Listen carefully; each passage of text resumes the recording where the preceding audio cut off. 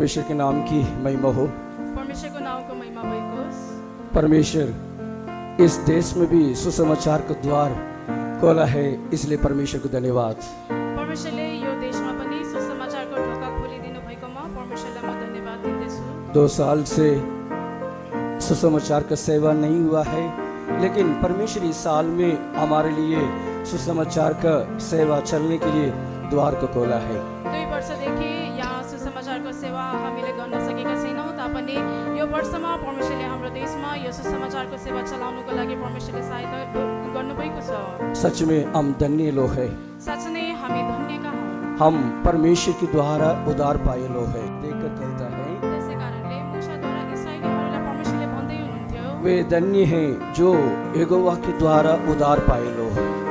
यहोवा परमेश्वरबाट उद्धार पाएकाहरू धन्यका हुन्। हम मनुष्य के द्वारा नहीं, यहोवा परमेश्वर के द्वारा उद्धार पाए लोग हैं। हामी मानिसहरूबाट होइन, तर हामी परमेश्वरबाट उद्धार पाएका छौँ। परमेश्वर भी हमको ऐसे एक सौभाग्य दिया है, मरियम के समान प्रभु के चरणों में बैठकर प्रभु को आवाज सुनने के लिए, आशीष पाने के लिए समय दिया है। परमेश्वरले हामीलाई पनि मरियम जस्तै परमेश्वरको चरणमा बसेर परमेश्वरको वचनहरू सुन्ने सौभाग्य परमेश्वरले हामीहरूलाई पनि दिनुभएको छ। अभी तक परमेश्वर अपने स्वर्गीय महिमा अपने आत्मा के द्वारा उतर कर आकर हरेक को आशीष दे रहा है। अहिलेसम्म परमेश्वरले आफ्नो स्वर्गीय महिमामा हाम्रो माझमा ओर्ले आउनु भएर परमेश्वरले हामी सबैजनालाई आशीष दिँदै हुनुहुन्छ। परमेश्वर के नाम की महिमा हो। परमेश्वरको नाउँको महिमा भएको। पहले मैं परमेश्वर के समूह में संतों के सामने मैं अपने आप के नम्र करता हूँ, दीन करता हूँ। सबैभन्दा पहिला परमेश्वरको अगाडि र सन्तहरूको अगाडि चाहिँ म आफैलाई नम्र तुल्याउन चाहन्छु। मैं कुछ भी नहीं है, म केही होइन, लेकिन परमेश्वर का अनुग्रह है, करुणा है, दया के कारण अभी तक खड़ा हुआ हूँ। तर परमेश्वरको अनुग्रह, परमेश्वरको कृपा र परमेश्वरको दयाले गर्दा अहिलेसम्म म बाँचेको छु। परमेश्वर के नाम की महिमा हो। परमेश्वरको नाउँको महिमा भएको। हम प्रभु के समूह में आए हैं, हमारा सारे आग्रह को, इच्छा को हम मांगना सब कुछ परमेश्वर ही पूरा कर सकते हैं। हामी परमेश्वरको उपस्थितिमा आएका छौँ र हाम्रो चाहना, हाम्रो मनमा भएका सबै इच्छाहरू परमेश्वर आफैले नै पूरा गरिदिन सक्नुहुन्छ। परमेश्वर के नाम की महिमा हो। परमेश्वरको नाउँको महिमा भएको। इस समय परमेश्वर हमसे बात करने के लिए सब लोग हाथ उठाकर हम तारीफ करेंगे। यो बेलामा परमेश्वर हामी सबैजनाहरूसँग बोल्नु भएको, त्यसको लागि हामी हात उठाएर परमेश्वरलाई धन्यवाद छौँ। Praise the Lord, praise the Lord, praise the Lord, praise the Lord, praise the Lord, praise the Lord, praise the Lord, praise the Lord, praise the Lord, praise the Lord, praise the Lord, praise the Lord, praise the Lord, praise the Lord, praise the Lord. Hallelujah. हमारा ध्यान के लिए, आज हाम्रो ध्यानको लागि हमारा पवित्र कलाम को खोलकर पुस्तक का आखिरी पुस्तक प्रकाशित वाक्य 22 अध्याय पहला वचन को हम पढ़ेंगे। हाम्रो पवित्र शास्त्रलाई हामी खोलौँ र सबै पुस्तकहरूमा आखिरी पुस्तक प्रकाशको पुस्तक हामी खोलौँ। प्रकाशित वाक्य 22 अध्याय 1 वचन। प्रकाश 22 अध्यायको 1 पद। अनि उनले मलाई परमेश्वर र थोमाको सिंहासनबाट बिलोर जस्तै सङ्लो जीवनको पानीको स्वच्छ नदी निस्किरहेको देखाए। फिर उसने मुझे बिलौर की सी झलकती हुई जीवन के जल की नदी दिखाई, जो परमेश्वर और मेमने के सिंहासन से निकलकर। परमेश्वर के नाम की महिमा हो। परमेश्वरको नाउँको महिमा भइकोस्। यीशु का प्रिय चेला यूहन्ना आत्मा में गया, परमेश्वर उनको जो बात दिखाया है उस बारे में जरा हम पढ़ते हैं। यो परमेश्वरको प्रिय चेला यूहन्ना, उसले जब आत्मामा हुनु बेलामा परमेश्वरले उसलाई देखाउनु भएको कुराहरूको बारेमा अहिले हामी पढेका छौँ। हम यूहन्ना यीशु मसीह के प्रिय चेला यूहन्ना के बारे में देखने समय यीशुको प्रिय चेला यूहन्नाको बारेमा जब हामी हेर्नु बेलामा यीशु मसीह के चेला में आखिरी में मृत्यु पाया एक चेला था। यूहन्ना चाहिँ यीशुको चेलाहरूमा अन्तमा मृत्यु पाएको चेला थियो। बाकी सारे प्रेरित लोग, चेले लोग सारे कई तरह का पीड़ा, उपद्रव, क्लेश में वो लोग प्रभु के लिए शहीद हो गया है। बाँकी सबै चेलाहरू चाहिँ धेरै कष्ट र परीक्षा र पीडामा परेर यीशुको लागि आफ्नो जीवन अर्पण गरेका थिए। ये भी ऐसे मृत्यु का अवस्था में चले गए है। उस समय प्रभु यीशु उनके पास आकर दर्शन देकर उनको हिम्मत देते रहा। तर योहन्नालाई चाहिँ परमेश्वरले हिम्मत दिँदै आउनुभयो। परमेश्वर के नाम की महिमा हो। परमेश्वरको नाउँको महिमा भएको। यीशु को देखते ही उनके अंदर एक जीवन आया, उसके द्वारा परमेश्वर उनको भी सारे स्वर्गीय बातों को प्रकट करके दिया। यसले हिम्मत दिनुभयो र परमेश्वरले सबै स्वर्गीय कुराहरूलाई उहाँलाई प्रकट गरिदिनु भयो। परमेश्वर के नाम की महिमा हो। परमेश्वरको नाउँको महिमा भएको। इधर हम पढ़ते हैं एक स्वर्गीय सिंहासन से जहाँ परमेश्वर और मेमना है, वहाँ से एक जीवन का नदी निकल कर आ रहा है, वो देखा है। यहाँ हामी जसरी पढेका छौँ, परमेश्वरको सिंहासनबाट एउटा जीवनको नदी चाहिँ निस्केर आएका देखेका छ।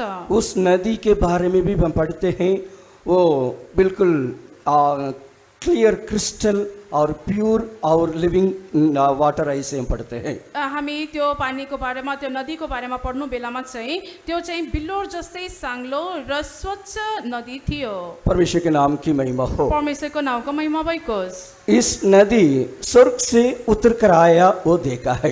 यो नदी चाहिँ स्वर्गबाट ओर्लिएर आएको देखेको छ। परमेश्वर के नाम की महिमा हो। परमेश्वरको नाउँको महिमा भइकोस्। हम उत्पत्ति से लेकर प्रकाशित वाक्य तक हम ध्यान से बाइबल को पढ़ने समय, उत्पत्तिदेखि प्रकाशको पुस्तकसम्म जब हामी बाइबललाई ध्यानसित पढ्नु बेलामा, उत्पत्ति 2 अध्याय 10वां वचन में हम पढ़ने समय वहाँ भी एक नदी के बारे में हम देख सकते हैं। उत्पत्ति 2 अध्यायको 10 पदमा हामी त्यहाँ पनि एउटा नदीको बारेमा पढ्न सक्छौँ। ऐसे बाइबल में एक मतलब कई तरह का नदी के बारे में हम देख सकते हैं। बाइबलमा चाहिँ धेरै प्रकारको नदीको बारेमा लेखेको छ। परमेश्वर के नाम की महिमा हो। परमेश्वरको नाउँको महिमा भएको। इस्राएल लोग कानान देश में गया, वहाँ भी नदी से भरा हुआ देश ऐसे हम पढ़ सकते हैं। इस्राएलीहरू कनान देशमा प्रवेश गरेका थिए, त्यो देश पनि नदीको देश हो भनेर हामी हेर्न सक्छौँ। पहाड़ों और तराइयों और नदी बहते हुए देश ऐसे हम पढ़ते हैं। पहाडहरू, नदीहरू र नदी बग्ने देश हो भनेर हामी पढ्न सक्छौँ।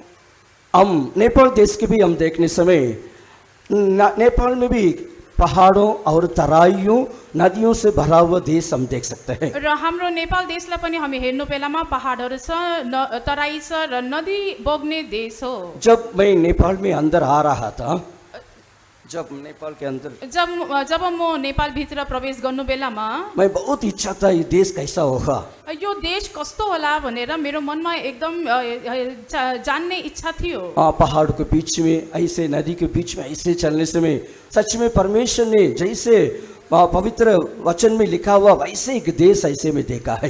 पहाडहरू छन्, पहाडहरूको बिचमा भएको देश हो भनेर सुन्दाखेरि चाहिँ साँच्चै नै हेर्नु बेलामा परमेश्वरले लेखेको जस्तै त्यो देश, यो देश छ। हम भी जहाँ इधर रहते हैं, 2 बिल्ला, ये भी 2 साइड में हम नदी को हम देख सकते हैं। अहिले हामी बसेका ठाउँ दोविला पनि दुईतिर चाहिँ खोलाहरू बगिरहेको छ। हम संसार में भी कई तरह के नदियों के बारे में हम देख सकते हैं। संसारमा हामी पढ्नु बेलामा पनि विभिन्न प्रकारको नदीहरूको बारेमा हामी पढ्न सक्छौँ। लेकिन हम जो पवित्र बाइबल में हम पढ़ते हैं, तर पवित्र बाइबलमा हामी पढ्नु बेलामा स्वर्गीय सिंहासन से जहाँ परमेश्वर और मेमना बैठा है, उस सिंहासन से एक नदी निकल कर आया है। यहाँ चाहिँ थुमाको सिंहासनबाट, स्वर्गबाट ओर्लिएर आएको एउटा नदीको बारेमा हामी पढ्न सक्छौँ। इस नदी कई तरह का आशीषों को हमारे लिए लेकर आ रहा है। यो नदी चाहिँ हाम्रो लागि धेरै प्रकारको आशीषहरू लिएर आएको छ। जो प्रभु के समूह में आए हैं, वो कोई भी व्यर्थ नहीं खाली हाथ में नहीं जाना है। सब लोग इस नदी के द्वारा आशीष पाकर जाना है। जो जति जनहरू परमेश्वरको उपस्थितिमा आएका हौँ, हामीहरू चाहिँ कोही पनि बिना आशीषको होइन, तर यो नदीबाट हामी आशीषहरू पाएर नै फर्किनु पर्छ। कई लोग नए लोग होंगे, कतिजना चाहिँ नयाँ प्राणहरू हुनुहुन्छ होला, नए विश्वासी होंगे, धेरै जनहरू पुरानो विश्वासीहरू पनि छन्। कई तरह के लोग इधर प्रभु के उपस्थिति में आए होंगे। धेरै प्रकारको मानिसहरू हामीहरू परमेश्वरको उपस्थितिमा आएका छौँ। परमेश्वर अपने सिंहासन से आपको देखकर अपने सिंहासन से एक नदी इधर के लिए बहाया है। परमेश्वरले तपाईहरुलाई हेर्नु भयो र स्वर्गबाट आफ्नो सिंहासनबाट एउटा नदीलाई हाम्रो माझमा पठाउनु भएको छ। इस जीवन का जल का नदी हमारे बीच में आने से सबको भी एक आशीष मिल जाता है। यो जीवनको पानीको नदी चाहिँ हाम्रो माझमा आउनु बेलामा हामी सबैजनाहरूले आशिषहरू पाउनेछौँ। परमेश्वर के नाम की महिमा हो। परमेश्वरको नामको महिमा भइकोस्। हम 2 दिन में ऐसे प्रभु का वचन को हम सुनते आ रहे हैं। हामी 2 दिनदेखि परमेश्वरको वचनहरू सुनिरहेका छौँ। और धर्म का सूरज उदय होगा, ऐसे भी पहला दिन हम सुसमाचार को सुना है। पहिलो दिनको सेवामा हामीले चाहिँ धर्मको सूर्य उदय हुनेछ भन्ने कुरामा हामीले वचनहरू सुनेका थियौँ। मनुष्य का जीवन पाप और उसके द्वारा गाँव कैसे आया है हम देखा है। र मानिसहरूको जीवनमा पापले गर्दा घाउ भएको हामीले वचनहरूमा सुनेका छौँ। कल भी यीशु के बारे में, यीशु कैसा है उसके बारे में, पतरस कैसे कहा उसके बारे में हम ध्यान किए हैं। र हिजो पनि येशू कस्तो हुनुहुन्छ, पतरसले के गरी वर्णन गरेको छ भन्ने कुराहरू हामी हिजो पनि ध्यान गरेका छौँ। परमेश्वर के नाम की महिमा हो। परमेश्वरको नामको महिमा भएको। हम इस नदी के बारे में देखने से पहले, यो नदीको बारेमा हामी ध्यान गर्नुभन्दा पहिला हमारा यीशु कैसा, हमारा परमेश्वर कैसा है देखना चाहिए। हामी चाहिँ हाम्रो परमेश्वर कस्तो हुनुहुन्छ भन्ने कुरा चाहिँ हामी जान्नुपर्छ। परमेश्वर के नाम की महिमा हो। परमेश्वरको नामको महिमा भएको। हम नदी के बारे में देखने से एक नदी एकदम तुरंत एक बड़ा नदी होकर नहीं आएगा। एउटा नदीको बारेमा हामी हेर्नु बेलामा त्यो एकैचोटि एउटा ठुलो नदी भएर बग्दैन।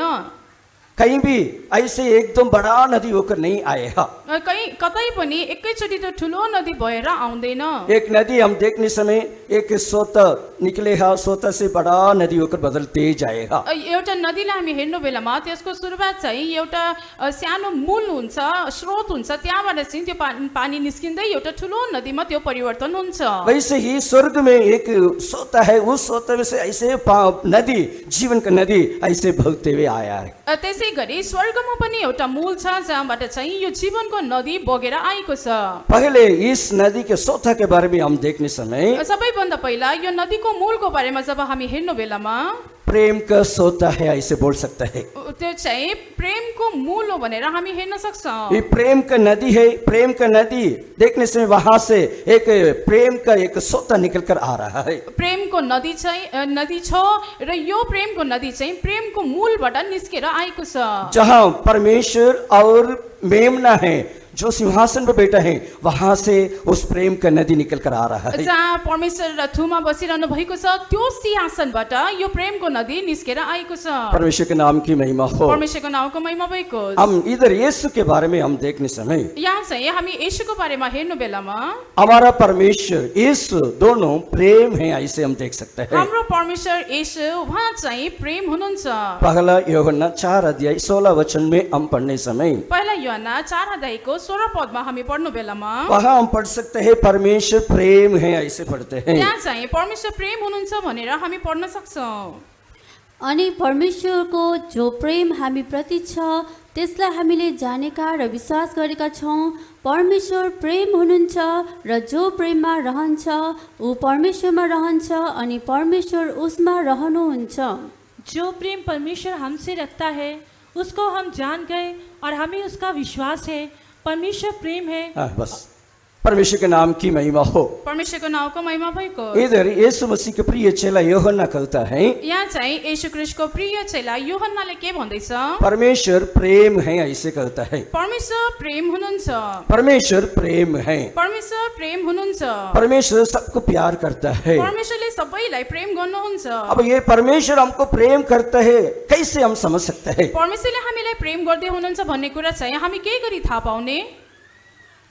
हम दुनिया में देखते हैं और कोई व्यक्ति किसी को प्रेम करता है तो कैसे प्रकट करके देते हैं? संसारमा हामी हेर्नु बेलामा कुनै एउटा व्यक्तिले अर्को एउटा व्यक्तिलाई प्रेम गर्नु बेलामा के गरी प्रकट गर्छ? मतलब कुछ इनाम देकर, गिफ्ट देकर वे लोग अपने प्रेम को प्रकट करके देते हैं। के न के गिफ्टहरू दिएर तिनीहरूले आफ्नो हृदयको प्रेमलाई प्रकट गर्छन्। वैसे ही परमेश्वर प्रेम है ऐसे बोलने समय परमेश्वर कैसा प्रेम करता है ऐसे वो अपने प्रेम के द्वारा प्रकट करके देता है। त्यसै गरी परमेश्वरले पनि हामी माथि प्रेम कसरी प्रकट गर्नुहुन्छ भने चाहिँ उहाँले हामीलाई प्रेम गर्दै देखाउनु भएर त्यो प्रेमलाई प्रकट गर्नुहुन्छ। इसलिए हम सब लोग अच्छी तरह जानने वाला वचन है। त्यसै कारण हामीले सबैजनाले राम्ररी थाहा पाएका वचन यस्तो हो। यूहन्ना सुसमाचार सुसमाचार 3 अध्याय 16 वचन को हम देखने समय यूहन्ना 3 अध्यायको 16 पदमा आप पिता परमेश्वर जगत को ऐसे प्रेम किया है ऐसे लिखा है। परमेश्वरले संसारलाई यस्तो प्रेम गर्नुभयो भनेर लेखेको छ। परमेश्वर स्वर्गीय सिंहासन में विराजमान है। परमेश्वर स्वर्गीय सिंहासनमा विराजमान हुनुहुन्छ वो प्रेम है ऐसे पढ़ते हैं। र उहाँ चाहिँ प्रेम हुनुहुन्छ भनेर हामी पढ्न सक्छौँ। सबको सारे मानव जातियों को प्रेम करता है हम जानते हैं। र हामीलाई थाहा छ उहाँले सबै मनुष्यलाई प्रेम गर्नुभएको छ। लेकिन वो कैसे प्रकट करता है, तर उहाँले कसरी आफ्नो प्रेमलाई प्रकट गर्नुहुन्छ। इसलिए इधर हम देखते हैं अब पिता परमेश्वर जगत को ऐसे प्रेम किया है, अपने इकलौते पुत्र को दे दिया है ऐसे लिखा है। यहाँ लेखेको छ परमेश्वरले संसारलाई यस्तो प्रेम गर्नुभयो कि उहाँले आफ्नो एकमात्र जन्माएको पुत्रलाई दिनुभयो। परमेश्वर हमको प्रेम करता है कैसे हम जानते हैं। परमेश्वरले हामीलाई प्रेम गर्नुभयो भनेर हामीले के गरी थाहा पाउने। अपने इकलौते पुत्र यीशु मसीह को हमारे लिए दे दिया है। उहाँले आफ्नो एकमात्र पुत्र येशूलाई पनि हाम्रो लागि दिनुभयो। उसके द्वारा अपने प्रेम को हमारे लिए प्रकट करके दिया है। अनि यस्तै नै उहाँले उहाँको प्रेमलाई हामी माथि प्रकट गर्नुभएको छ। परमेश्वर भी सारे सब कुछ सृष्टि किया है, लेकिन मनुष्य को ऊपर बहुत प्यार किया है। परमेश्वरले सबै कुराहरूको सृष्टि गर्नुभएको छ, तर मानवलाई चाहिँ मनुष्यलाई परमेश्वरले धेरै प्रेम गर्नुभयो। स्वर्गदूतों से भी बढ़कर परमेश्वर ने मनुष्य को ही बहुत प्यार किया है। स्वर्गदूतहरू भन्दा पनि बढी परमेश्वरले मनुष्यलाई प्रेम गर्नुभयो। हम कैसे जान सकते हैं। यो कुरा हामी कसरी थाहा पाउन सक्छौं। जब कई दूत ने परमेश्वर के विरोध में हो गया है, जब कुनै स्वर्गदूतहरू परमेश्वरको विरोधमा उठेका थिए, वे लोग परमेश्वर ने उनको गिरा दिया है। र परमेश्वरले तिनीहरूलाई तल खसाल्नुभयो। जो गिर गए है परमेश्वर उन लोग के लिए सहायता नहीं किया है। र खसालिसकेपछि तिनीहरूले पतित भएपछि परमेश्वरले तिनीहरूलाई सहायता गर्नु भएन। इब्रानियों में हम पढ़ने समय हिब्रूको पुस्तकमा हामी पढ्नु बेलामा परमेश्वर स्वर्गदूतों को हाथ नहीं दिया है, लेकिन जो अब्राहम के संतान मनुष्यों के लिए परमेश्वर ने हाथ दिया है ऐसे पढ़ते हैं। हामी पढ्न सक्छौं परमेश्वरले स्वर्गदूतहरूलाई आफ्नो हात बढाउनु भएन, तर मनुष्यले चाहिँ परमेश्वरले आफ्नो हात पसार्नु भयो। हम भी जानते हैं आदम और हव्वा पाप करने के कारण वे लोग भी परमेश्वर से दूर चला गया है। हामीलाई थाहा छ आदम र हव्वाले पनि पाप गरेको हुनाले तिनीहरू परमेश्वरबाट टाढा भएका थिए, लेकिन परमेश्वर हाथ नहीं छोड़ा है। तापनि परमेश्वरले तिनीहरूको हात छोड्नु भएन। अपनी योजना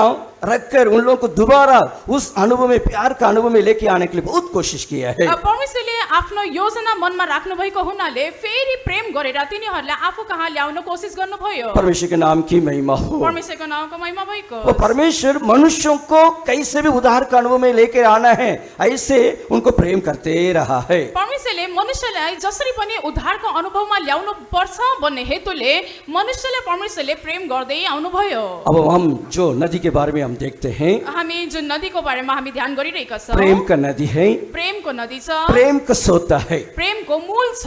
मतलब वो बहुत शुद्ध जीवन जल का नदी है। त्यो चाहिँ स्वच्छ जीवनको नदी हो। अब उस नदी, उस सोते से हमको क्या मिल जाता है। अब चाहिँ त्यो मूलबाट हामीले के पाउँदछौं। ये प्रेम को सोते से हमको हम जो जरूरी है प्रभु हमारे लिए दे देता है। यो प्रेमको मूलबाट हाम्रो जीवनका लागि जुन कुराहरूको खाँचो छ परमेश्वरले त्यो कुराहरू हाम्रो लागि दिँदै हुनुहुन्छ। जकरिया पुस्तक 13 अध्याय पहला वचन में हम पढ़ने समय, जकरिया 13 अध्यायको पहिलो पदमा जब हामी पढ्छौं, जकरिया 13 अध्याय पहला वचन में हम पढ़ने समय, जकरिया 13 अध्यायको 1 पद, वहाँ एक सोता रखा है ऐसे हम पढ़ते हैं। त्यहाँ चाहिँ एउटा मूल राखेको छ भनेर हामी पढ्न सक्छौं। पढ़िए।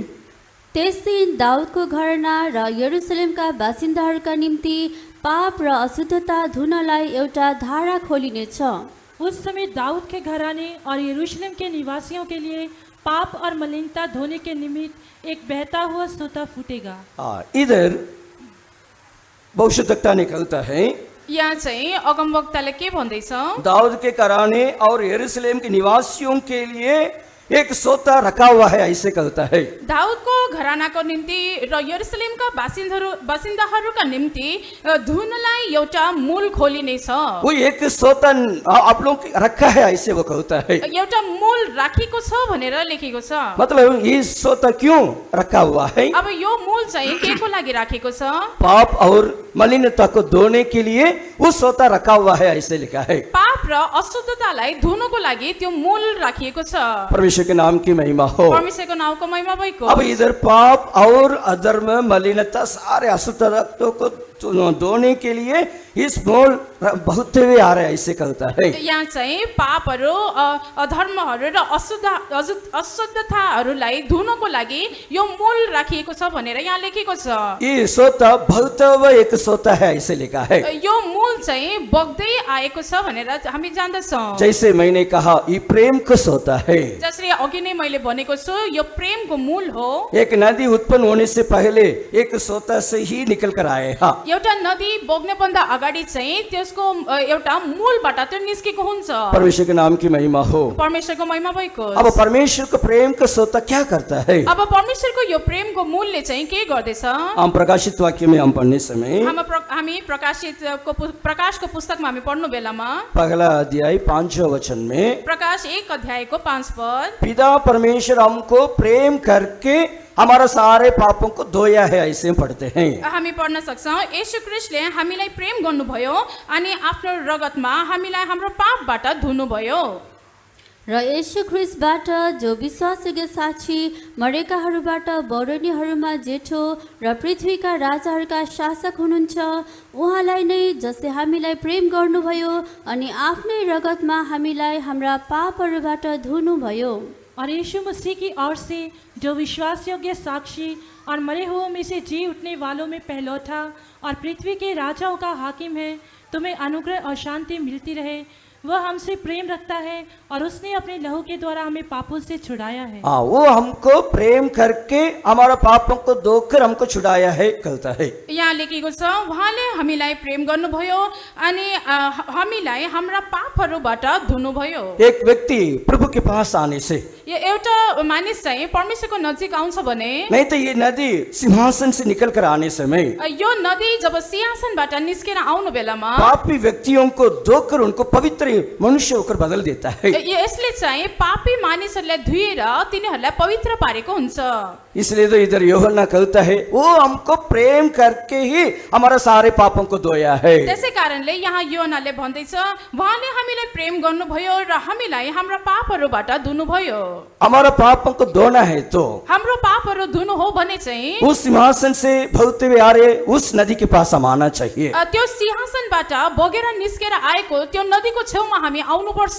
उस सोते के पानी हमारे ऊपर गिरना चाहिए। त्यो मूलको पानी चाहिँ हामी माथि बगेको हुनुपर्छ। परमेश्वर के नाम की महिमा हो। परमेश्वरको महिमा भएको। हम भी यीशु मसीह के कलवरी क्रूस के बारे में हम देखने समय हामी येशू ख्रीष्टको कलवरी क्रूसको बारेमा हामी ध्यान गर्नु बेलामा जब प्रभु यीशु मसीह कलवरी क्रूस पर लटका होता, जब येशू ख्रीष्ट कलवरी क्रूसमा झुन्डिरहनु बेलामा उस समय एक सिपाही ने आकर उसको पेट में भाला मारा है, ऐसे हम देखते हैं। हामी पढ्न सक्छौँ त्यो बेलामा चाहिँ एउटा सिपाही आएर उहाँको कोखामा भालाले हानेको थियो। तुरंत पानी और लहू निकल कर आया है, ऐसे पढ़ते हैं। तुरन्तै रगत र पानी बगेको थियो। उस लहू और पानी मनुष्य को जीवन में आकर उनको शुद्ध करता है, पवित्र करता है। त्यही पानी र त्यही रगतले चाहिँ मानिसहरूको जीवनमा बग्दै तिनीहरूको पापबाट धुन्दछ। परमेश्वर के नाम की महिमा हो। परमेश्वरको नामको महिमा भएको। जब एक पापी प्रभु के पास आने से, जब एउटा पापी परमेश्वरको नजिक आउँछ, वे प्रभु के पास आकर प्रभु से मांगने से प्रभु उनको धो देता है। परमेश्वरको नजिक आएर पश्चाताप गर्नु बेलामा परमेश्वरले उसको पापहरू धुनुहुन्छ। कौन सा भी पापी हो प्रभु के समूह में आने से प्रभु उनको धो लेता है। जुनै प्रकारको पापी किन नहोस् त्यो मानिस चाहिँ परमेश्वरको नजिक आउँछ भने परमेश्वरले उसको पापबाट धुनुहुन्छ। हम भी लूका सुसमाचार में हम पढ़ने समय लूकाको सुसमाचारमा हामी पढ्नु बेलामा प्रभु का मंदिर में 2 व्यक्ति गया है, ऐसे हम देखते हैं। परमेश्वरको मन्दिरमा 2 जना व्यक्तिहरू मानिसहरू गएका थिए। फरीसी और चुंगी लेने वाला दोनों प्रार्थना करने के लिए गए थे। फरीसी र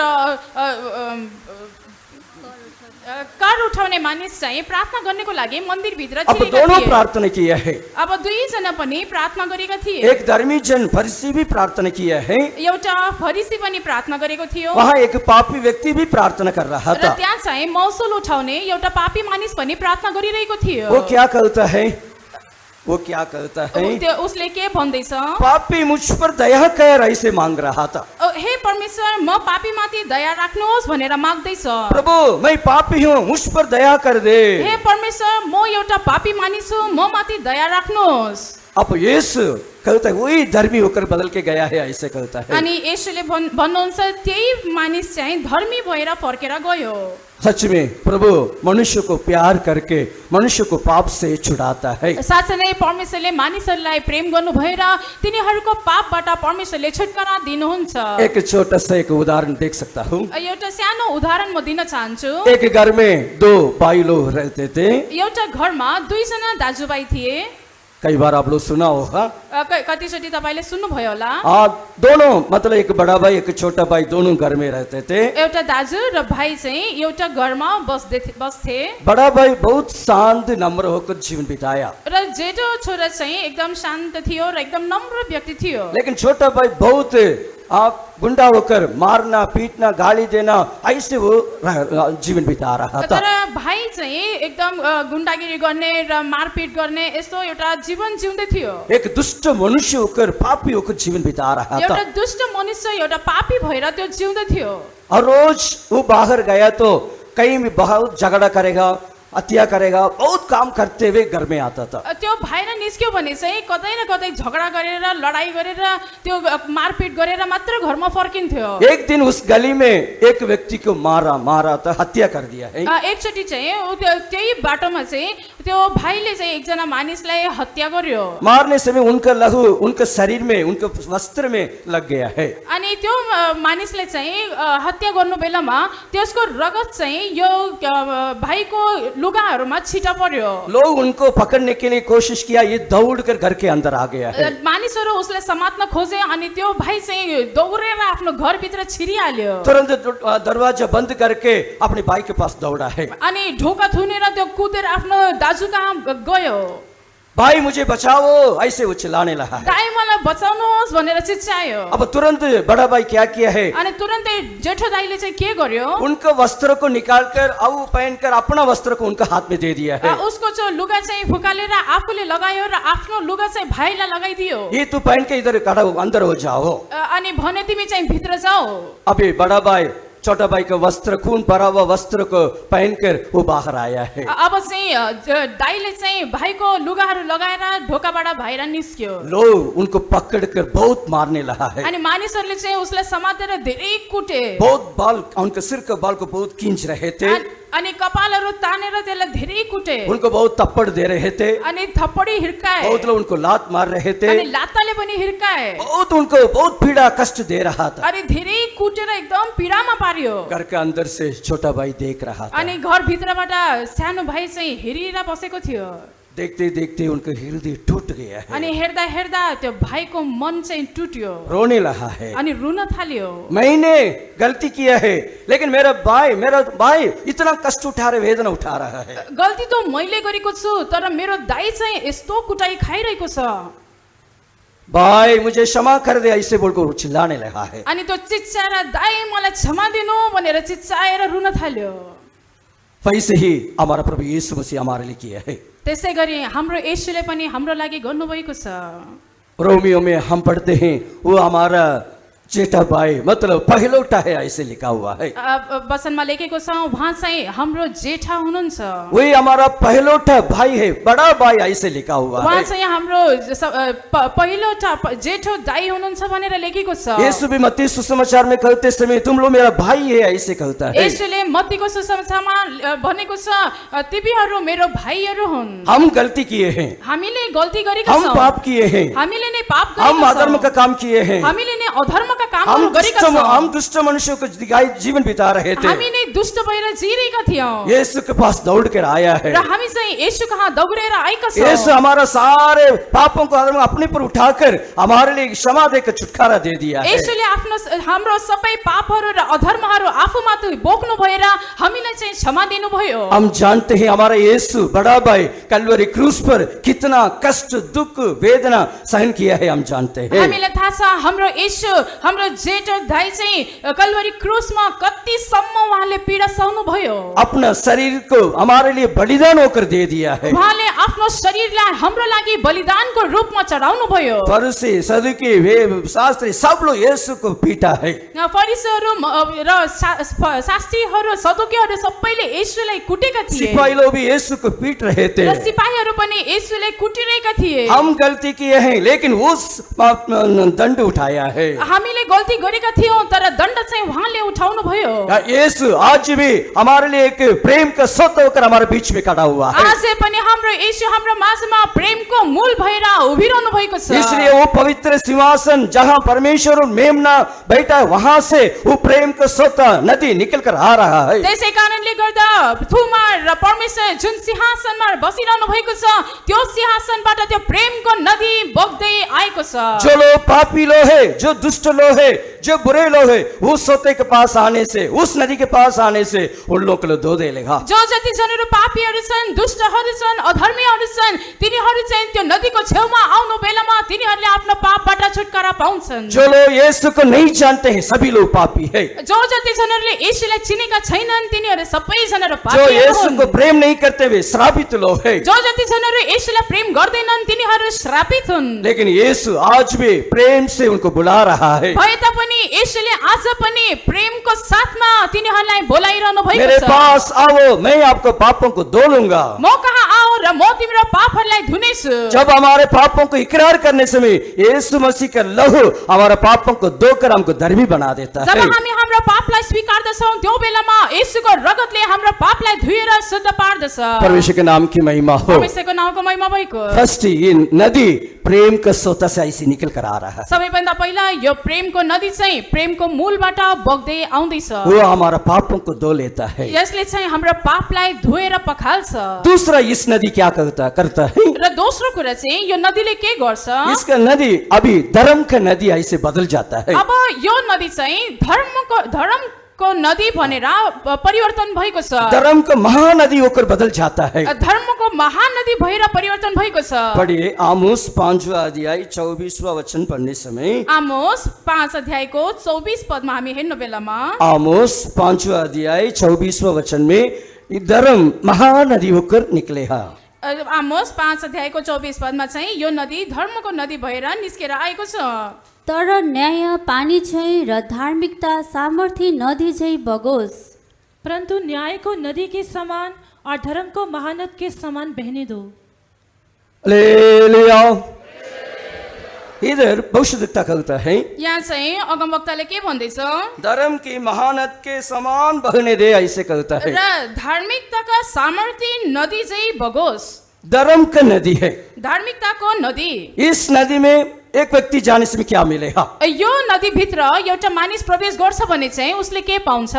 इस धार्मिकता बोलने समय पानी के बपतिस्मा को दिखाता है। यो धार्मिकता भनेपछि पानीको बप्तिस्मालाई देखाउँछ। अब ये नदी में जब इस नदी के पास आ जाते हैं वे लोग पानी के बपतिस्मा की सच्चाई के लिए ले जाता है। जो जति जनहरू यो नदीको छेउमा आउँछन् तिनीहरू आफैलाई पानीको बप्तिस्माको लागि अर्पण गर्छन्। परमेश्वर के नाम की महिमा हो। परमेश्वरको नामको महिमा भएको। अब हम धर्मी होना चाहिए। हामी धर्मी हुनुपर्छ। हम धार्मिकता में बदलते जाना चाहिए। हामी धार्मिकतामा परिवर्तन हुँदै जानुपर्छ। हम प्रभु के पास आया, हामी परमेश्वर कहाँ आएका छौँ। प्रेम के सोते के पास आया। हामी प्रेमको मूलको छेउमा आएका छौँ। प्रेम का सोता हमको धोकर हमको धर्मी बना देता है। प्रेमको मूलले चाहिँ हामीलाई दुहेर पखालेर हामीलाई धर्मी बनाउँदछ। हम धर्मी कैसे बन सकते हैं? हामी धर्मी कसरी बन्न सक्छौँ? मतलब हमारे जीवन में धार्मिकता को पूरा करने समय हम धर्मी होकर बदलते जा सकते हैं। हाम्रो जीवनमा धार्मिकतालाई हामी पूरा गर्नु बेलामा हामी हाम्रो जीवनमा धर्मी भएर परिवर्तन हुन्छौँ। परमेश्वर के नाम की महिमा हो। परमेश्वरको नामको महिमा भएको। मत्ती सुसमाचार 3 अध्याय 15 वचन में हम पढ़ने समय मत्तीको सुसमाचार 3 अध्यायको 15 पदमा हामी पढ्नु बेलामा वहाँ बपतिस्मा देने वाला यूहन्ना के पास यीशु मसीह आया। यहाँ चाहिँ बप्तिस्मा दिने यूहन्नाको छेउमा येशू आउनु भएको छ। मुझे भी पानी के बपतिस्मा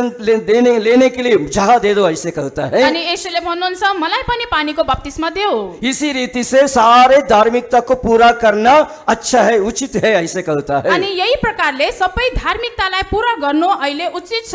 मतलब ये धर्म का नदी के पास आकर यीशु मसीह सारे धार्मिकता को पूरा करते हुए आया। यो धार्मिकताको नदीको छेउमा आउनु भएर येशूले सबै धार्मिकतालाई पूरा गर्नुभयो। अब केवल प्रभु के पास आकर मेरा पाप शुद्ध हो गया, धो लिया है, काफी है, ऐसा नहीं सोचना। तपाईहरु येशूको नजिक आउनु भएर मेरो पापहरु धुएर पखालेर शुद्ध भइसकेको छु भनेर मात्रै नसोच्नु। आप धर्म का नदी में भी आना चाहिए। तपाई धार्मिकताको नदी भित्र पनि जानुपर्ने हो। उस धर्म का नदी आपको भी पूर्ण रीति से शुद्ध करके प्रभु का राज्य के लिए अलग कर देता है। त्यो धार्मिकताको नदीले तपाईलाई पूर्ण रूपले शुद्ध गरेर परमेश्वरको राज्यको लागि तयार पार्दछ। परमेश्वर के नाम की महिमा हो। परमेश्वरको नामको महिमा हम भयो। स्वर्ग राज्य में प्रवेश करने के लिए ये पानी का बपतिस्मा भी जरूरी है। हामी स्वर्ग राज्यमा प्रवेश गर्नको लागि पानीको बप्तिस्मा धेरै जरुरी छ। परमेश्वर के नाम की महिमा हो। परमेश्वरको नामको महिमा भएको। हम में से बहुत सारे लोग पानी के बपतिस्मा लिए होंगे। हामीमा धेरै जनाहरुले पानीका बप्तिस्मा लिएका छौं। कई लोग नए लोग आए होंगे, वे लोग नहीं लिए होंगे। र धेरै नयाँ जनहरु पनि आउनु भएको होला, तपाईहरुले पानीको बप्तिस्मा लिनु भएको छैन होला। नहीं तो अब दूसरा मंडली से भी इधर आए होंगे। हामी अरू मण्डलीबाट पनि यहाँ आउनु भयो होला। कई बार उनके मन में ऐसे संदेह हो सकते हैं कौन सा पानी का बपतिस्मा सही है। कति बेलामा चाहिँ तपाईहरुको मनमा यस्तै प्रकारको प्रश्न उठ्न सक्छ, कुन चाहिँ बप्तिस्मा ठीक हो। कौन सा कलीसिया भी जाने से में वहाँ पादरी मतलब पानी के बपतिस्मा के बारे में बता देते हैं। जुनै मण्डलीमा हामी गयौं भने चाहिँ तिनीहरूले चाहिँ त्यहाँको मुख्य पुजारीले चाहिँ पानीको बप्तिस्माको बारेमा चाहिँ प्रचार दिनुहुन्छ। हम सच्चा कलीसिया है, हम अच्छा सच्चे सेवक है, हमारा मंडली में लेना चाहिए, ऐसे कहते हैं। हामी नै साँचो मण्डली हो, हामी नै साँचो सेवकहरू हो, हाम्रो मण्डलीमा चाहिँ पानीको बप्तिस्मा लिनै पर्छ भनेर भन्नुहुन्छ। कई बार नए व्यक्ति कहीं भी जाने से उनको मन में बहुत घबराहट हो, मतलब कंफ्यूज हो जाते हैं, कहाँ से लेना है, कौन सा पत्ती से लेना है, ऐसे कंफ्यूज हो जाते हैं। कतिचोटि नयाँ प्राणहरू चाहिँ मण्डलीहरूमा जानु बेलामा चाहिँ तिनीहरू एकदम अलमलिएको अवस्थामा परेका हुन्छन्, के चाहिँ गर्नुपर्ने हो, कुन मण्डलीमा चाहिँ बप्तिस्मा लिनुपर्ने हो। हम बाइबल में जो लिखा है वही उसी रीति से सही पानी के बपतिस्मा लेना चाहिए। तर हामी चाहिँ बाइबलमा वचनहरूमा जुन कुरा लेखेको छ त्यही प्रकारले ठीक प्रकारको बप्तिस्मा हामी लिनुपर्छ। हम सब लोग अच्छी तरह जानते हैं मत्ती सुसमाचार 28 अध्याय 19वां वचन में लिखा है, पिता पुत्र पवित्र आत्मा का नाम से ही पानी के बपतिस्मा दे दो, ऐसे प्रेरितों का कहा। हामी मत्तीको सुसमाचार 28 अध्यायमा हामी पढ्न सक्छौं, पिता पुत्र र पवित्र आत्माको नाममा तिमीहरू बप्तिस्मा देऊ भनेर येशूले आफ्नो चेलाहरूलाई आज्ञा दिनुभयो। पिता पुत्र पवित्र आत्मा का नाम से ही डुबकी पानी के बपतिस्मा लेना चाहिए। पिताको पुत्रको र पवित्र आत्माको नाममा मात्रै डुबेर हामीले बप्तिस्मा लिनुपर्छ।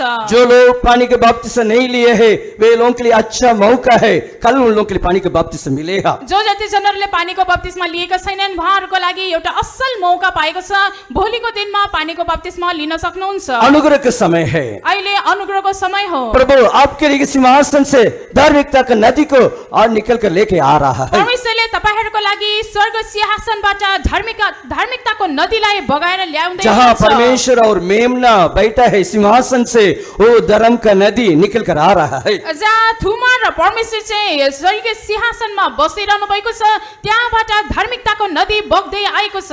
और ये धार्मिक के बारे में जानकर अब सही रीति से लेना चाहिए। यो बप्तिस्माको बारेमा हामी ठीक प्रकारले जानेर लिनुपर्छ। कई बार आपका मन में हो सकता है मैं तो वहां लिया इधर लिया, ऐसे आपका मन में हो सकता है। कतिचोटि चाहिँ म त त्यहाँ बप्तिस्मा लिइसकेछु, यहाँ लिइसकेछु भन्ने कुरा तपाईको मनमा होला। जब तक आप सही पानी का बपतिस्मा नहीं लेंगे तब तक उसको स्वर्ग राज्य उसको ग्रहण नहीं करेगा। जबसम्म तपाईले ठीक प्रकारको बप्तिस्मा लिनुहुन्न तबसम्म तपाई स्वर्ग राज्यमा प्रवेश गर्न सक्नुहुन्न। जैसे यीशु ने कहा वैसे ही लेना चाहिए। येशूले जसरी भन्नुभयो त्यसै प्रकारले हामी लिनुपर्छ। प्रेरितों को हाथ में लेना चाहिए। प्रेरितहरूको हातबाट लिनुपर्छ। पानी का मतलब पवित्र आत्मा पाया प्रेरितों का हाथ में ही लेना चाहिए। पवित्र आत्माको अभिषेक पाउनु भएका प्रेरितहरूको हातबाट लिनुपर्छ। जहाँ उधर पानी के बपतिस्मा दे रहे इधर दे रहे ऐसे बोलकर पीछे नहीं जाना चाहिए। उता बप्तिस्मा दिँदैछन् इता दिँदैछन् भनेर हामी त्यहाँ पछाउनु हुँदैन। अब अच्छी तरह समझकर अब उसको पानी के बपतिस्मा लेना चाहिए। राम्ररी कुराहरू बुझेर हामी पानीको बप्तिस्मा लिनुपर्छ। इसलिए परमेश्वर अपने स्वर्गीय सिंहासन से आपके लिए धार्मिकता का नदी को बहा रहा है। त्यसै कारणले परमेश्वरले स्वर्गीय सिंहासनबाट तपाईहरुको लागि धार्मिकताको नदीलाई बगाउँदै हुनुहुन्छ। परमेश्वर के नाम की महिमा हो। परमेश्वरको नामको महिमा भएको। और ये स्वर्गीय सिंहासन से ये नदी, जीवन जल नदी बहते हुए आ रहा है। स्वर्गीय सिंहासनबाट जीवनको नदी बग्दै आउँदैछ। तीसरा, इस नदी का अनुभव क्या है? र तेस्रो चाहिँ यो नदीको अनुभव भने के हो? प्यास को बुझाने वाला नदी है। यो नदीले चाहिँ तीर्खालाई मेटाउँछ। अब मत्ती सुसमाचार 5 अध्याय में पढ़ने समय, मत्तीको सुसमाचार 5 अध्यायमा हामी पढ्नु बेलामा मत्ती सुसमाचार 5 अध्याय 6 वचन में लिखा है, मत्तीको सुसमाचार 5 अध्यायको 6 पदमा जो धर्म को पर प्यास है वे लोग तृप्त हो जाएगा, ऐसे कहता है।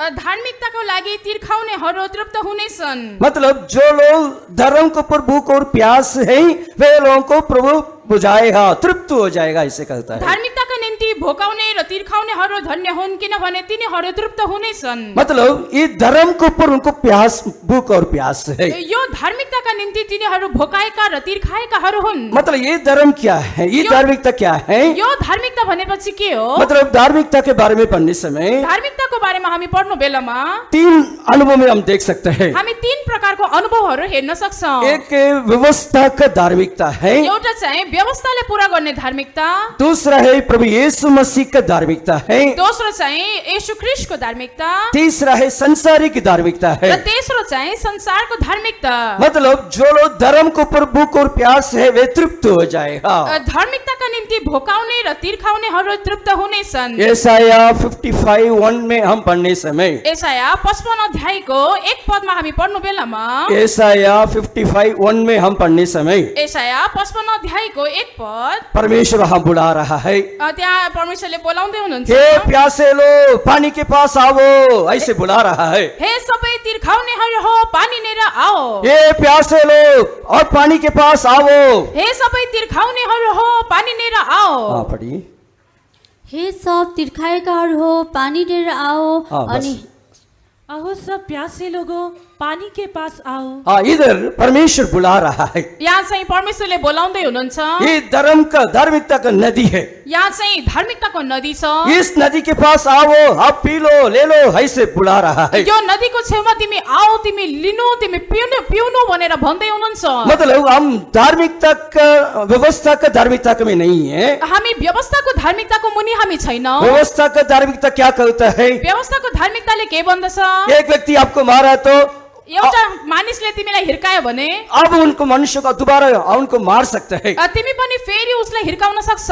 दांत के दांत, दाँतको लागि दाँत, आंख आंख, आँखको लागि आँख। मतलब आपको शरीर में जो वो चोट लगाया वैसे दूसरों को जो मारा उनको चोट लगा सकता है। तपाईहरुको शरीरमा चोट पुर्याएको छ भने तपाईहरुले फेरि चोट पुर्याउन सक्छ भनेर भन्दछ। मतलब बदला लेना है। त्यो चाहिँ बदला लिने हो। व्यवस्था का धार्मिकता क्या कहता है? व्यवस्थाको धार्मिकताले के भन्दछ? उनको बदला ले लो। तिम्रो बदला तिमी लिनु। जो आपको विरोध में किया है वो आप भी उनको विरोध में काम कर सकता है। तिम्रो विरोधमा जसले जेसुकै गरे तापनि तिमी पनि फेरि गर्नु। हम व्यवस्था, मतलब हम व्यवस्था का धार्मिकता में नहीं है। हामी व्यवस्थाको धार्मिकताको मुनि छैनौं। रोमियो 10 अध्याय में पढ़ने समय यीशु मसीह धर्म को, व्यवस्था को अंत करने के लिए आया है। रोमी 10 अध्यायमा हामी पढ्न सक्छौं, येशू ख्रीष्टले त्यो यो व्यवस्थाको धार्मिकतालाई भंग गर्नको लागि आउनु भयो। यीशु मसीह आकर व्यवस्था को अंत कर दिया है। येशू ख्रीष्ट आउनु भएर यो व्यवस्थाको अन्त गर्नु भयो। अभी अपना व्यवस्था को लेकर आया है। अहिले उहाँले चाहिँ आफ्नै व्यवस्थालाई ल्याउनु भएको छ। वही मत्ती सुसमाचार 5 अध्याय में पढ़ने समय, मत्तीको सुसमाचार 5 अध्यायमा हामी पढ्नु बेलामा,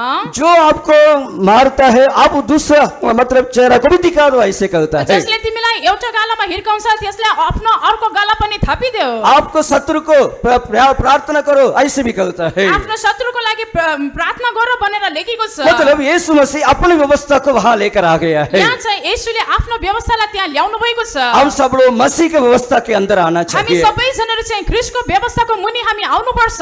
और उसी अनुभव में देखने समय अनि यही अनुभवमा हामी अगाडि हेर्दियौं बेलामा हम विश्वास करने समय हमारा धार्मिकता है। हामी विश्वास गर्यौं भने त्यो चाहिँ हाम्रो लागि धार्मिकता हो। अब्राहम प्रभु को विश्वास किया है, उनके लिए धार्मिकता हो गया है। अब्राहमले परमेश्वरमाथि विश्वास गरेको थियो र त्यो उसको लागि धार्मिकता बनेर गन्यो। मतलब प्रभु को कामों में प्रभु में बढ़ते जाने के लिए एक धार्मिकता है। परमेश्वरको कामहरूमा र परमेश्वरमा अगाडि बढ्दै जान चाहिँ एउटा धार्मिकता हो। हम प्रभु को पूरी से विश्वास करने से वो हमारे लिए धार्मिकता को गिना जाएगा। हामी परमेश्वरमाथि पूर्ण रूपले विश्वास राख्छौं भने चाहिँ त्यो कुरा हाम्रो लागि धार्मिकता बनेर गनिनेछ। परमेश्वर के नाम की महिमा हो। परमेश्वरको नामको महिमा भइको। वैसे हम पवित्र जीवन, प्रभु को मर्जी करना, प्रभु के लिए दुख उठाना, वो भी हमारे लिए धार्मिकता को बदलते जाता त्यसै है। प्रकारले परमेश्वरको इच्छा गर्नु, परमेश्वरको लागि दुःख भोग्नु, यो सबै कुराहरू चाहिँ हाम्रो लागि धार्मिकता बनेर गनिनेछ। परमेश्वर के नाम की महिमा हो। परमेश्वरको नामको महिमा भइको। सांसारिक धार्मिकता क्या है? संसारको धार्मिकता भने के हो? कोई भी कष्ट उठाने से उनको मदद करना है। कोही पनि कष्ट उठाइरहेको छ भने चाहिँ हामी तिनीहरूलाई सहायता वो गर्नुपर्ने गरीब हो। अवस्था है तो उनको लिए कुछ मदद कर सकता है। कोही मानिस गरिब छ भने चाहिँ हामी तिनीहरूलाई सहायता गर्न सक्छौं। लेकिन वो सांसारिक धार्मिकता में चले जाता है। त्यो चाहिँ संसारिक रूपले गरेको धार्मिकता हो। लेकिन हमारे अंदर मसीह का धार्मिकता को पूरा करने के लिए प्रयास होना चाहिए। तर हामी भित्र चाहिँ ख्रीष्टको धार्मिकतालाई पूरा गरी सिद्ध्याउनुको लागि हामीमा तिर्खा हुनुपर्छ। परमेश्वर के नाम की महिमा हो। परमेश्वरको नामको महिमा भइकोस्। बाइबल में यूहन्ना सुसमाचार 4 अध्याय में पढ़ने समय बाइबलमा योहन्नाको सुसमाचार 4 अध्यायमा हामी पढ्नु बेलामा 13-14 वचन में हम पढ़ने समय 13 र 14 पदमा हामी पढ्दाखेरि वहाँ एक प्यास के बारे में हम देखते हैं। त्यहाँ चाहिँ एउटा तिर्खाको बारेमा लेखेको छ। यीशु मसीह जब संसार में था, येशू ख्रीष्ट यो संसारमा हुनु बेलामा गांव-गांव में, शहर-शहर में सुसमाचार प्रचार करते हुए चलता फिरता रहा। गाउँहरूमा शहरमा सुसमाचार प्रचार गर्दै हिँड्नु भयो। भलाई लोगों को चंगाई करते हुए, दुष्ट आत्मा को निकालते हुए, भलाई करते हुए चलता फिरा है। र भला काम गर्दै मानिसहरूको रोगहरू निको पार्दै चंगाई गर्दै वहाँ चाहिँ हिँड्नु भयो। पैसे आने समय सेवा के कारण बहुत थक गया है। र त्यसै गरी सेवा गर्दै आउनु बेलामा बाटोमा धेरै थाक्नु भयो बहुत प्यास लग रहा था। र धेरै तिर्खाउनु भयो। उस समय एक सामरी स्त्री पानी लेने के लिए याकूब के कुआं के पास आई अनि थी। त्यो बेलामा चाहिँ एउटा सामरी स्त्री चाहिँ पानी निकाल्नुको लागि इनारको छेउमा आएकी थिइन्। मतलब वहाँ साधारण एक संसारी रीति से एक बातचीत शुरू हुआ गया है। अनि त्यहाँ चाहिँ एउटा संसारिक रूपले सामान्य एउटा कुरा गर्न थाल्नु भयो। यीशु ने उस स्त्री से मांगा, अनि येशूले त्यो स्त्रीलाई भन्नुभयो, मेरे प्यास के लिए पानी दे दो। मलाई पिउनुको लागि पानी देऊ। मेरा प्यास को बुझाने के लिए पानी दे दो, ऐसे मांग मेरो रही। तिर्खालाई मेटाउनुको लागि मलाई अलिकति पानी देऊ। लेकिन वो सामरी स्त्री कई बातों को बताने लगी है। तर त्यो सामरी स्त्री चाहिँ धेरै कुराहरू भन्न थालिन्।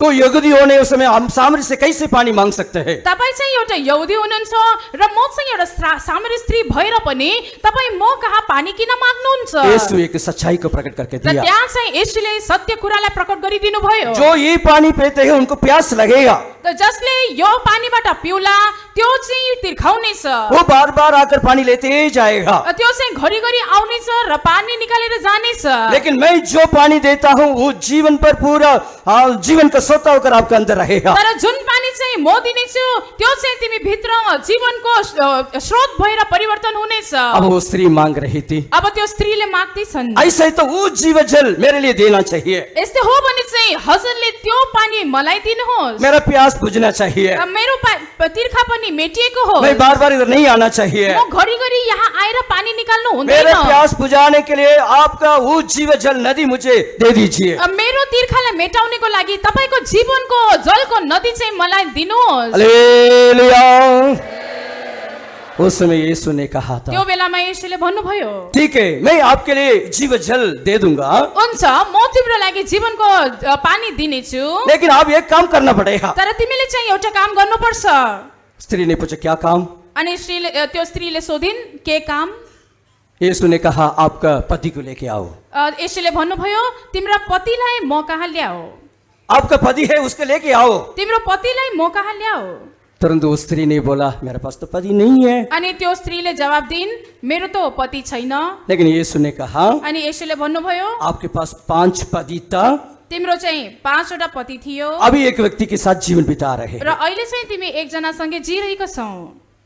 वो तुरंत समर्पण कर लिया है। अनि तुरन्तै उसले आफैलाई समर्पण गरिन्। ये क्या जीवन है? यो कस्तो जीवन हो? पाप भरा हुआ जीवन है। पाप भएको जीवन हो। वो स्त्री 5 लोगों के साथ जीवन बिता लिया है त्यो स्त्री चाहिँ 5 जना व्यक्तिको साथमा जीवन जिइसकेकी और भी थिइन्। एक व्यक्ति के साथ जीवन बिता रही है अहिले चाहिँ अझै एकजना सँगै जिरहेको थिइन्। और हो सकता है और भी कई लोगों के साथ जीवन बिता सकती है। हुन सक्छ भोलि पर्सि अझै कति जनाहरूसँग जिउन सक्थिन्। परमेश्वर को धन्यवाद। परमेश्वरलाई धन्यवाद हो। यीशु मसीह आकर उस स्त्री को प्यास को बुझा दिया है। तर येशू ख्रीष्ट आउनुभयो र त्यो स्त्रीको तिर्खालाई मेटाइदिनु भयो। वो पाप के ऊपर जीवन बिताने के लिए वो चाह रहे थे, उसले चाहिँ पापमा जिउनुको लागि चाहना गरेकी थिए। उसको और भी प्यास लग रहे थे। उसको भित्र अझै पनि तिर्खा थियो। संसारिक अनुभव में 4-5 के लोगों के साथ जीवन बिताने के लिए वो सोच रहे थे, संसारिक रूपले 4-5 जनासँग जिउनु पर्ने भनी उसको चाहना थियो। और भी रहने के लिए और भी दूसरे लोगों के साथ रहने के लिए चाहती थी। अझै पनि कति जनाहरुसँग रहन चाहेकी थिइन्। लेकिन यीशु ने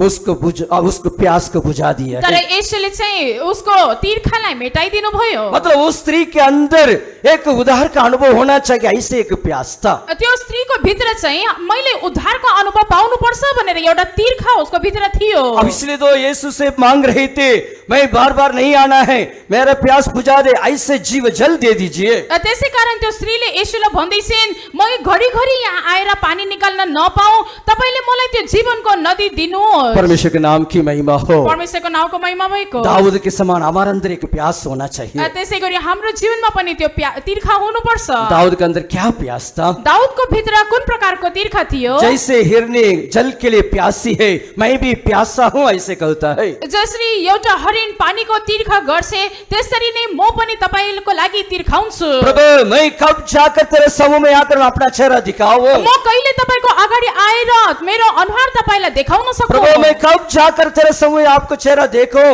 म तपाईको अगाडि कहिले आएर तपाईको अनुहार म देख्न सकु? हमारे अंदर एक प्यास होना चाहिए। हाम्रो भित्र पनि त्यस्तै एउटा तिर्खा हुनुपर्छ। आत्मिक जीवन में बढ़ने के लिए एक प्यास होना चाहिए। आत्मिक जीवनमा अगाडि बढ्ने एउटा तिर्खा हामीमा देखा पर्नुपर्छ। प्रार्थना के जीवन में एक प्यास होना चाहिए। प्रार्थनाको जीवनको लागि हामी भित्र एउटा तिर्खा हुनुपर्छ। प्रभु के समान बदलने के लिए एक प्यास होना चाहिए। परमेश्वरको जस्तै परिवर्तन हुनको लागि हामी भित्र एउटा तिर्खा हुनुपर्छ। इसलिए वो सिंहासन से एक नदी निकल कर आ रहा है। त्यसै कारणले त्यो स्वर्गीय सिंहासनबाट त्यो नदी बग्दै आएको छ। वो प्यास को बुझाने वाला नदी है। त्यो तिर्खालाई मेटाउने नदी हो। परमेश्वर के नाम की महिमा हो। परमेश्वरको नामको महिमा भएको। उसके बाद उस नदी के बारे में देखने समय त्यसपछि फेरि जब हामी त्यो नदीको बारेमा हेर्नु बेलामा हम प्रेम का सोता देखा है, हामी प्रेमको मूलको बारेमा हेरेका छौं। हम धार्मिकता का नदी के बारे में देखा है, हामी धार्मिकताको नदीको बारेमा देखेका छौं। प्यास को बुझाने वाला वो नदी है। त्यो तिर्खा मेटाउने नदी हो। अभी हम देखने समय अब हामी हेर्नु बेलामा चंगाई देने वाला नदी है। त्यो नदी चाहिँ निको पार्ने नदी हो। ये चंगाई देने वाला नदी है। यो निको पार्ने नदी हो। हम एजेकियल पुस्तक में हम पढ़ने समय एजेकियलको पुस्तकमा जब हामी पढ्नु बेलामा 47:8 वर्ष में हम पढ़ने समय 47 अध्यायको 8 पदमा हामी हेर्नु बेलामा वहाँ एक नदी ऐसे निकल कर आ रहा है। त्यहाँ चाहिँ एउटा नदी निस्केर आइरहेको छ। वो नदी जहाँ जाता है वहाँ पूरा चंगाई हो जाता है। त्यो नदी जहाँ जहाँ बगेर जान्छ त्यहाँ त्यहाँ चाहिँ निको हुन्छ। वो नदी आकर समुद्र में गिरकर वो पानी पूरा चंगाई हो जाता है। त्यो नदी आएर त्यो समुद्रमा मिसिनु बेलामा त्यहाँको पानी पनि निको हुन्छ। विशेषकर मतलब हिंदी भाषा में मीठा हो गया है ऐसे लिखा है, हिन्दीमा चाहिँ गुलियो भयो भनेर लेखेको छ। लेकिन तमिल भाषा में लिखा है चंगाई है हो गया है ऐसे लिखा है। तर तमिल भाषामा चाहिँ निको भएको छ भनेर लेखेको छ। अब ये नदी हमारे लिए चंगाई को लेकर आता है। यो नदीले चाहिँ हाम्रो लागि चंगाई ल्याउँछ। परमेश्वर के नाम की महिमा हो। परमेश्वरको नामको महिमा भएको। अभी भी कितने लोग बीमारी के साथ आए होंगे। यहाँ चाहिँ कतिपय मानिसहरू चाहिँ बिरामीको साथमा आउनु भएको होला। कौन मुझे चंगाई देगा, छुटकारा देगा, ऐसे एक प्रश्न के साथ आए होंगे। कसले चाहिँ मलाई निको पार्न सक्छ, कसले मलाई चंगाई गर्न सक्छ भन्ने प्रश्नको साथमा तपाईहरु आउनु भएको होला। मैं कई जगह में जाकर देख लिया है। म कति ठाउँहरुमा घुमेर हिँडिसकेको छु। कितने हॉस्पिटल में चढ़कर देख लिया है। कतिवटा अस्पतालमा म छोडेर आइसकेको छु। मैं कितने डॉक्टर को मैं दिखा दिया है। म कतिवटा डाक्टरहरु वैद्यहरुलाई देखाइसकेको छु। मैं कितने दवाई खा लिया है। मैले कतिवटा औषधिहरु खाइसकेको छु। अब एक कौन मुझे चंगाई करेगा एक प्रश्न के साथ आए होंगे। आज चाहिँ कसले चाहिँ मलाई निको पार्न सक्छ भन्ने प्रश्नको साथमा तपाई आउनु भएको होला। यीशु आपको बीमारी को देकर वो सिंहासन से वो चंगाई का नदी को बहा रहा है। यसैले तपाईको बिरामीलाई देख्नु भएर स्वर्गीय सिंहासनबाट त्यो निको पार्ने नदीलाई बगाउँदै हुनुहुन्छ। आज भी आप लोग गवाही सुना है कैसे चंगाई मिला है। आज पनि हामीले गवाहीमा सुनेका छौं कसरी निको भएको थियो। प्रभु मुझे चंगाई दे ऐसे बुलाने समय प्रभु चंगाई दे देता हे है। परमेश्वर मलाई निको पार्नुहोस् भनेर हामी पुकार्नु बेलामा परमेश्वरले हामीलाई निको पार्नुहुन्छ हमको चंगाई होना है तो हामीलाई निको हुनु हो भने चाहिँ संतों को सलाह लेना चाहिए। हामीले सन्तहरूको सल्लाह लिनुपर्छ। आप लोग को उपवास लेने के लिए कहे हा, उहाँहरूले तपाईहरुलाई उपवास लिन भन्नुहुन्छ होला, प्रार्थना करने के लिए कहे हा, प्रार्थना गर्न भन्नुहुन्छ होला, लगातार प्रभु का हजूरी में आ जाओ बुलाए हा। अथवा परमेश्वरको उपस्थितिमा आउनुहोस् भनेर भन्नुहुन्छ होला। जो संत कहता है उसके अनुसार चलने समय बीमारी चंगाई हो जाता है। सन्तहरूले तपाईलाई जे अगुवाई गर्नुहुन्छ त्यो अनुसार तपाईहरुले गर्नुहुन्छ भने चाहिँ तपाईको जीवनमा निको हुन सक्छ। उदाहरण पुराने नियम में नाहमान ऐसे बीमारी व्यक्ति के बारे में देखते हैं। पुरानो नियममा हामी नामान भन्ने एउटा मानिसको बारेमा हामी पढ्न सक्छौं। उनको भी शरीर में बीमारी था, उसको पनि शरीरमा बिरामीहरू थियो, चंगाई पाने के लिए बहुत कोशिश किया है। अनि निको हुनको लागि धेरै कोसिस गरिसकेको थियो। हो सकता है उनके पास बहुत वैद्य भी होंगे, र हुन सक्छ उसको पास धेरै प्रकारको वैद्यहरू पनि थियो होला, कई तरह के इलाज किया होगा, र धेरै प्रकारको इलाजहरू गरेको थियो होला, कुछ भी कम नहीं हुआ तर है, केही पनि काम लागेन, चंगाई नहीं हुआ है। निको भएन। लेकिन एक छोटा सा लड़की का सुसमाचार है। तर एउटा सानो ठिट्टीले चाहिँ एउटा सुसमाचार सुनाइन्। मेरा स्वामी परमेश्वर के भक्त जन के पास जाने से वो चंगाई हो जाएगा। मेरो स्वामी परमेश्वरका भक्तजन हुनुहुन्छ, उहाँ कहाँ जानुभयो भने चाहिँ तपाईँ निको हुन सक्नुहुन्छ। पहले उनके मन में बहुत कष्ट हो रहा था, र सुरुमा चाहिँ उसको हृदयमा धेरै पीडा पर्यो। क्या मेरे लिए कोई हॉस्पिटल नहीं है, मेरो लागि अरू कुनै अस्पताल छैन र, क्या और कोई नदी नहीं है, मेरो अरू कुनै नदी छैन र। लेकिन आखिरी में प्रभु का भक्त जन के पास आया है। तर अन्तमा चाहिँ परमेश्वरका भक्तजनको पास आयो। उस नदी में जाकर 7 बार डुबकी मारो ऐसे कहा था। त्यो नदीमा गएर 7 चोटी डुबुल्की मार भनेर भक्तजनले भन्नुभयो। अब चंगाई हो जाएगा। तिमी निको हुनेछ। परमेश्वर भी आज भी वो चंगाई का नदी आपके बीच में भेज रहा है। परमेश्वरले आज पनि त्यो चंगाईको त्यो निको हुने नदीलाई तपाईको माझमा बगाउँदै हुनुहुन्छ। आप भी विश्वास के साथ उस नदी में उतरना चाहिए। तपाई पनि विश्वासको साथमा त्यो नदी भित्र झर्नु पर्छ। कितने साल भी बीमारी भी हो, तपाईको जति वर्षको पुरानो बिरामी भए कोई भी मेरे लिए पनि मदद नहीं कर रहे, मैं कैसे चंगाई पाऊं? कसैले पनि मलाई सहायता गर्न सक्दैन, म के गरी निको हुनु र। जैसे 38 वर्ष वो बीमारी व्यक्ति के बारे में देखते हैं। 38 वर्षदेखि बिरामी व्यक्तिको बारेमा हामी पढ्न सक्छौं। वो गुंड के पास, बेतस्दा गुंड के पास बैठा हुआ है। त्यो मानिस चाहिँ बेत्सेदा नदी पुलको छेउमा बसेको थियो। कोई उनको सहायता नहीं कर रहे थे, कसैले पनि उसलाई सहायता गरिरहेको थिएन। लेकिन यीशु चंगाई का सामर्थ्य नदी यीशु उनके पास आया तर है। चंगाईको सामर्थ्य राख्ने यीशु उहाँ जुन नदी हुनुहुन्छ उहाँ चाहिँ उसको छेउमा जानुभयो। वो सांसारिक रीति से वो गुंड के ऊपर भरोसा रखते हुए बैठा हुआ है, सांसारिक रूपले त्यो पुलमाथि भरोसा राख्दै त्यो मानिस बसिरहेको थियो। लेकिन चंगाई का सामर्थ्य भरा हुआ यीशु नदी, जीवन नदी उनके पास आया हुआ तर है। चंगाईको सामर्थ्य लिएर यीशु जुन जिउँदो नदी हुनुहुन्छ उहाँ चाहिँ त्यो मानिसको छेउमा जानुभयो। हे परमेश्वर के प्रिय लोग, जो आप बीमारी में है, आप यीशु जीवन नदी, चंगाई का नदी उसके पास आओ। हे प्यारो परमेश्वरका मानिसहरू हो, तपाई जुन बिरामी हुनुहुन्छ, तपाई चाहिँ निको पार्ने यीशु उहाँ जीवनको नदी हुनुहुन्छ, उहाँको छेउमा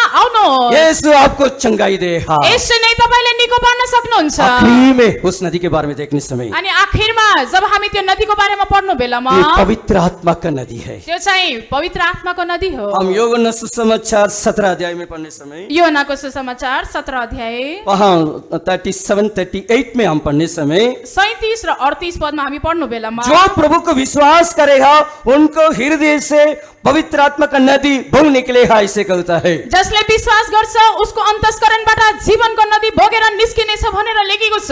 ये पवित्र आत्मा का नदी है। यो चाहिँ पवित्र आत्माको नदी हो। जैसे मीटिंग में ही पवित्र आत्मा का नदी उतर कर आया है, जसरी पवित्र आत्माको नदी ओर्लेर आएको थियो, पवित्र आत्मा से सब लोग भर रहे थे, पवित्र आत्मा से सब लोग भर रहे थे। त्यो बेलामा चाहिँ पवित्र आत्माले सबैजनाहरू भरिरहेका हम थिए। पवित्र आत्मा का नदी में भरना चाहिए। हामी पनि पवित्र आत्माको नदीमा भर्नुपर्छ। वही एसेकिएल 47 में हम पढ़ने समय एसेकिएल 47 अध्यायमा हामी पढ्नु बेलामा वहाँ नदी में नदी के बाद नदी वैसे बहते हुए आया है। त्यहाँ पनि एउटा नदी बग्दै आएको छ। वहाँ 4 प्रकार का अनुभव में लिखा हुआ है। त्यहाँ चाहिँ 4 प्रकारको अनुभवको बारेमा लेखेको छ। कई लोग घुटने तक मतलब नीचे पांव तक रहा है, कसैले चाहिँ गोलीगाठासम्म आउँथ्यो, घुटने तक रहा है। त्यो पानी चाहिँ फेरि घुँडासम्म आउँथ्यो, कई लोग कमर तक रहा है। फेरि त्यो पानी चाहिँ कमरसम्म आउँथ्यो। उसके बाद तैरने के अनुभव में चला गया अनि है। त्यसपछि चाहिँ पौडी खेल्ने पानी भएको थियो। आज परमेश्वर आपको तैरने के अनुभव में पवित्र आत्मा देना है। आज चाहिँ परमेश्वरले तपाईलाई पौडी खेल्ने अनुभवसम्म पवित्र आत्मा दिनुपर्छ। थोड़ा नहीं है, अलिकति होइन, घुटने तक नहीं है, घुँडासम्म होइन, कमर तक नहीं है। कम्मरसम्म होइन। अब तैरने के अनुभव में जाना तपाईँ चाहिए। पौडी खेल्ने अनुभवमा जानुपर्छ। यदि आप विश्वास करने से आपके हृदय से पवित्र आत्मा का नदी बह निकलेगा। तपाईँ विश्वास गर्नुहुन्छ भने चाहिँ तपाईको अन्तस्करणबाट जीवनको नदी, पवित्र आत्माको नदी बगेर निस्किनेछ। परमेश्वर के नाम की महिमा हो। परमेश्वरको नामको महिमा भएको इस पवित्र आत्मा का नदी ही आपको सिंहासन के लिए ले जाएगा। यही पवित्र आत्माको नदीले तपाईलाई स्वर्गीय सिंहासनसम्म पुर्याउनेछ। जो जयवन्त होगा वो उनको उस सिंहासन में ले जाएगा। जसले जय पाउँछ उसलाई म त्यो सिंहासनमा पुर्याउनेछु। इसलिए उस नदी, जीवन नदी स्वर्गीय सिंहासन से बह निकलते हुए आ रहा है। त्यसै कारणले त्यो जीवनको नदी स्वर्गीय सिंहासनबाट बगेर निस्केर आएको छ। हम थोड़ी देर समर्पण करेंगे। हामी अलिक समय आफैलाई समर्पण गरौँ। आपके लिए उस सिंहासन से वो नदी बह निकल कर आ रहा है। तपाईको लागि त्यो स्वर्गीय सिंहासनबाट नदी बगेर निस्केको छ। हम कई तरह के लोग इधर आए होंगे। हामी विभिन्न प्रकारको मानिसहरू परमेश्वरको उस उपस्थितिमा नदी आएको से छ आपको होला। जो आशीष पाना है उसी में चले जाइए। तपाईले त्यो नदीबाट जुन आशीष पाउन चाहनुहुन्छ त्यो नदी भित्र छिर्नुहोस्। अनबिन अपने प्रेम का सोता बह निकल कर आ रहा है। अहिले प्रेमको मूलबाट प्रेम बग्दै आएको छ। जो पापी है उस सोते के पास जाइए। जो जति जनहरू पापी छन् त्यो नदीमा जानुहोस्। जो पानी के बपतिस्मा नहीं लिए है उस नदी के पास जाइए। जसले पानीको बप्तिस्मा लिएको छैन त्यो नदीमा जानुहोस्। धर्म का नदी आपके में बहते हुए आ रहा है। धार्मिकताको नदी तपाईको लागि बग्दै आएको छ। समय मतलब व्यर्थ नहीं करना चाहिए। अहिले समय खेर फाल्ने होइन, अनुग्रह का समय है। अहिले अनुग्रहको समय प्रभु हो। आपके लिए अनुग्रह का द्वार खोला हुआ है। परमेश्वरले तपाईको लागि अनुग्रहको ढोका खोलिराख्नु भएको छ। आपके लिए पानी का बपतिस्मा सेवा है, अब उसमें शामिल हो जाइए। तपाईको लागि पानीको बप्तिस्मा सेवा राखेको छ, तपाई त्यसमा भाग लिनुहोस्। अब एक प्यास के साथ आए होंगे। हामी एउटा तिर्खाको साथमा आएको छौँ होला। अपने जीवन को देखकर मेरा प्यास को कौन बुझाएगा ऐसे आए होंगे। आफ्नो जीवनलाई हेरेर मेरो तिर्खालाई कसले मेटाउन सक्छ भनेर सोचेर आउनु भयो होला। वो प्यास बुझाने वाला नदी बहते हुए आ रहा त्यो है। तिर्खा मेटाउने नदी बग्दै आएको छ। चंगाई का नदी बहते हुए आ रहा है। निको पार्ने नदी बग्दै आएको छ। आप इधर बीमारी के साथ आए होंगे। तपाई बिरामीको साथमा यहाँ आउनु भयो होला। उस नदी में आप डुबकी मारिए। त्यही नदीमा तपाई डुबुल्की आप मार्नुहोस्। चंगाई होकर जाएंगे। तपाई निको भएर फर्किनुहुन्छ। आप संदेह नहीं करना है। तपाई शंका नगर्नुहोस्। प्रभु आपको पवित्र आत्मा का नदी आपको दे रहा है। परमेश्वरले पवित्र आत्माको नदी तपाईको लागि दिँदै ये हुनुहुन्छ। पवित्र आत्मा का नदी हमको सिंहासन में ले जाएगा। यही पवित्र आत्माको नदीले तपाईलाई स्वर्गीय सिंहासनसम्म पुर्याउनेछ। थोड़ी देर समर्पण कीजिए। हामी आफैलाई समर्पण आपको गरौँ। कौन सा वो नदी में कौन सा अनुभव चाहिए। त्यो नदीहरूबाट तपाईलाई कुन चाहिँ अनुभव चाहिन्छ? प्रभु मैं उस नदी में उतरने के लिए चाह रहा हूँ। परमेश्वर म त्यो नदीमा झर्न चाहन्छु। यस जीवन का जल होकर आपके बीच में आया है। यसो जीवनको जल नदी भएर तपाईको माझमा आउनु भएको आप छ। उतर जाइए। तपाई झर्नु। उस नदी में उतर त्यो जाइए। नदी भित्र झर्नु।